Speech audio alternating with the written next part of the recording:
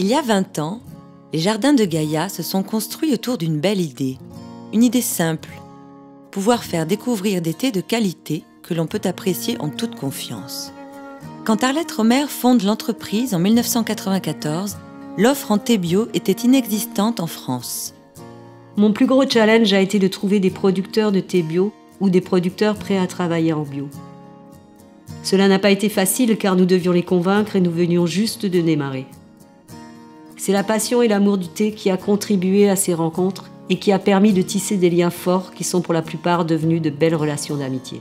We met Jardin de Gaïa, I think it starts in 1999. And when I met this small lady coming to our village, and at that time we already organic certified, and this lady was looking for organic, very special product of rooibos. And then we interact, and ever since, I never thought until today that this relationship was like, it was growing from like friends to like solid trust and a friendship, a business relationship now for more than 14 years. Travailler en direct avec des petits producteurs et sur des petits projets donne la possibilité de promouvoir une agriculture à échelle humaine, multiplier les choix et améliorer les qualités des thés au fil des récoltes. Si aujourd'hui, après 20 ans, l'entreprise compte plus de 60 salariés, Arlette Romer aime rappeler qu'au début de l'aventure, c'est dans sa cuisine, bien souvent seule, qu'elle commence à ensacher les thés. Les jardins de Gaïa ont démarré chez moi à la maison, sur ma table de cuisine pour l'ensachage, les mélanges, le stockage dans le couloir pour ce qui était à prendre le jour même, et puis le reste dans ma cave. Il y avait environ une quarantaine de caisses. Et il fallait, à cette époque, ces caisses, elles étaient toutes en bois. Il fallait les ouvrir à la scie sauteuse et au pied de biche. C'était pas évident, mais bon. Aujourd'hui, en provenance d'Asie, d'Afrique, d'Amérique du Sud et d'Europe, près de 200 tonnes de thés et tisanes 100% issus de l'agriculture biologique sont vendues chaque année. À la faveur d'une trentaine de projets partenaires dans le monde et en France, 70% de ces thés commercialisés sont issus du commerce équitable.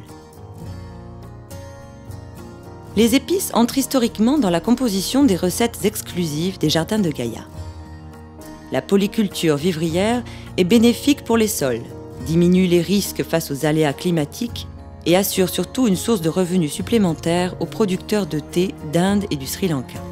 La reprise de la distribution des épices Terra Madre en 2011 s'inscrit tout naturellement dans la démarche de l'entreprise et vient compléter la gamme de thé. La gamme compte aujourd'hui 250 références qui se distinguent par leur qualité, des recettes exclusives et contemporaines et une fraîcheur incomparable. Dans son enfance, Arlette Romer aimait faire des tisanes et autres mélanges de plantes au fond du jardin de ses parents. Aujourd'hui, c'est dans son laboratoire qu'elle élabore des recettes qui enchantent une clientèle à la recherche de thés savoureux, différents de ceux que l'on trouve habituellement sur le marché. La marque de fabrique de l'entreprise ? Les thés sont aromatisés avec des arômes naturels bio.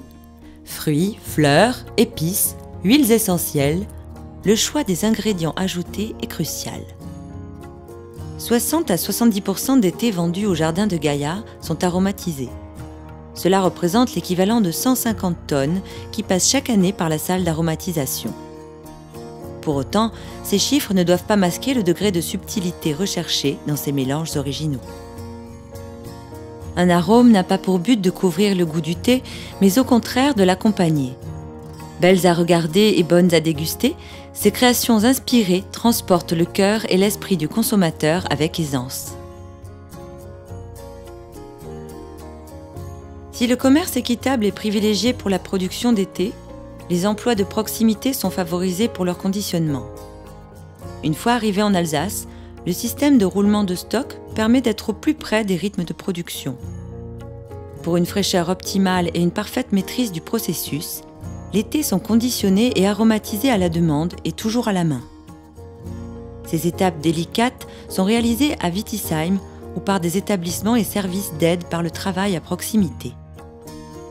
Aujourd'hui, dans un monde où la bio est devenue pour de nombreux acteurs une affaire rentable, il est important d'affirmer ses valeurs. Et je ne dis plus indignez-vous, mais je dis bougez, agissez. la fondatrice des Jardins de Gaïa réaffirme son engagement de départ pour le respect de l'homme et de la terre. Ainsi est née la gamme thé et rooibos militant.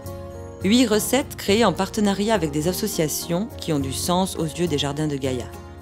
Le Centre d'agroécologie Les Amanins, l'Association pour la protection des graines et semences Cocopelli et la Ligue pour la protection des oiseaux. Le partenariat qui est en place entre nos deux structures, c'est un partenariat pour notre campagne Semences sans frontières. Arlette a créé 4 thés, donc une gamme de 4 thés, et en fait elle nous donne 1 euro par tube vendu, par tube de thé pour notre campagne Semences sans frontières. Donc en fait ça rencontre un énorme succès parce que la gamme de thé qui s'appelle les thés militants, ça touche un très large public et les gens sont hyper emballés par ce concept. Donc pour nous c'est génial parce que ça finance une partie de notre campagne Semences sans frontières.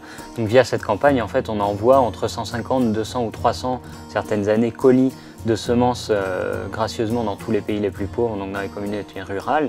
Donc chaque colis contient une énorme diversité de semences et des fiches techniques, etc. Donc c'est vraiment pour ramener l'autonomie semencière dans les communautés rurales parce que si nous en Europe on a une certaine accessibilité à une certaine forme de savoir, entre guillemets, c'est pas le cas de beaucoup de pays et donc ils ont perdu encore plus vite que nous toute leur variété ancestrale en fait. C'est en interne que sont créés les packagings et les outils de communication, mais également toutes les illustrations poétiques qui font la signature reconnaissable entre toutes des Jardins de Gaïa. Fête des mères, Noël ou événementiel à la maison de thé, les occasions ne manquent pas pour proposer coffrets originaux, de jolies boîtes et tubes customisés ou mettre en avant des thématiques chères à l'entreprise. Bien entendu, les matériaux naturels, recyclables et issus de forêts gérées durablement sont privilégiés pour la mise en œuvre de ces emballages. Du petit magasin bio indépendant au groupement, en passant par les salons de thé ou les épiceries fines, le réseau de distribution des Jardins de Gaïa est particulièrement bien implanté dans l'Hexagone. Avec 1700 points de vente en 2014, l'entreprise est leader sur le marché du thé bio en France. Consciente de ses atouts, elle propose ses produits dans de nombreux pays étrangers, en Europe, Amérique et Asie. En 2014, les thés Jardins de Gaïa sont distribués en Belgique, Suède, Finlande, Suisse, Royaume-Uni, Italie, Espagne, Canada, Hong Kong et bientôt au Japon et aux USA. Parallèlement au réseau de distribution, au Jardin de Gaïa, on cultive une relation proche avec des clients très fidèles. Sur des salons grand public tels Marjolaine, Prime Vert ou l'original Japan Expo, dans des salons professionnels, Natexpo, le Ciel Gourmet, Natural Products à Londres, Biofac à Nuremberg et bientôt New York, lors de festivals musicaux ou encore dans son unique magasin et sa maison de thé, le contact direct avec les amateurs de thé est précieusement entretenu. Savoir de vive voix comment est accueilli un nouveau thé d'origine, une nouvelle recette maison, a toujours été une source de motivation pour Arlette Romer et son équipe. Ce sont autant d'échanges qui donnent du sens à une activité où les notions de partage et de plaisir ont une place primordiale. En Alsace, à Wittisheim, les 500 références de thé et tisanes et les 300 références d'accessoires du catalogue disponibles directement au magasin drainent sur place un grand nombre d'amateurs chaque année.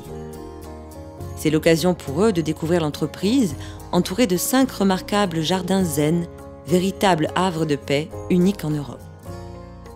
Les expositions et les événementiels qu'accueille régulièrement la maison de thé sont autant d'occasions pour de riches échanges autour d'une tasse de thé.